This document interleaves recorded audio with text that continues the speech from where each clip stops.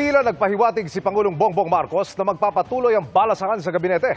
Lumutang naman ang tanong kung posibleng mapabilang riyan si First Lady Liza Araneta Marcos matapos pabirong banggitin ng Pangulo ang kanyang pangalan sa isang talumpati. Nakatutok si Ivan Mayrina. Sa Bagong Bayani Awards kaninang umaga kung saan kinilala mga OFW, binanggit ni Pangulong Bongbong Marcos si First Lady Liza Araneta Marcos sa kanyang talumpati. First Lady Luisa Araneta Marcos,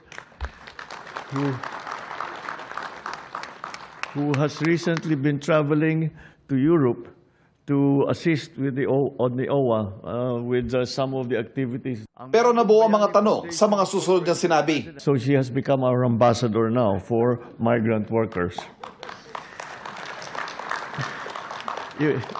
It's your new designation. Di ba magka-cabinet shake-up tayo sa kasama ka na dun sa...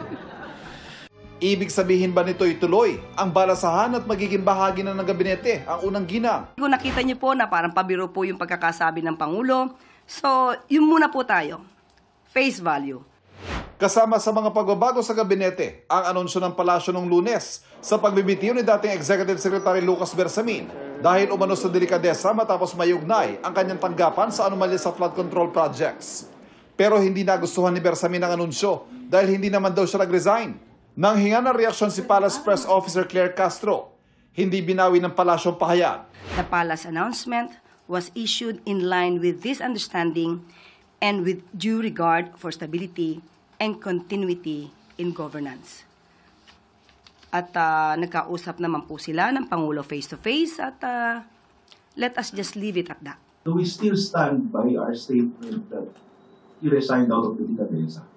Muli po, ang pina-announce po sa atin ay galing sa palasyo at kung ano po naramdaman ni E.S. Bersamin, yun din po na ginagalang po natin ang kanyang nararamdaman.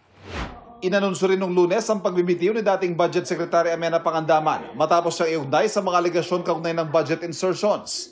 Sa isang pahayag, sinabi ni Pangandaman na nagsumiti siya ng irrevocable resignation sa ngalan ng integridad sa serbisyo publiko.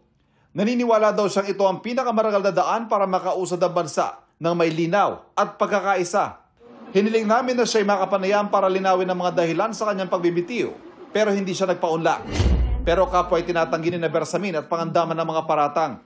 Ayon sa palasyo, kahit may nabanggit ng mga miyembro ng gabinete sa mga alegasyon ng katiwalian, walang internal investigation na nagaganap sa ngayon.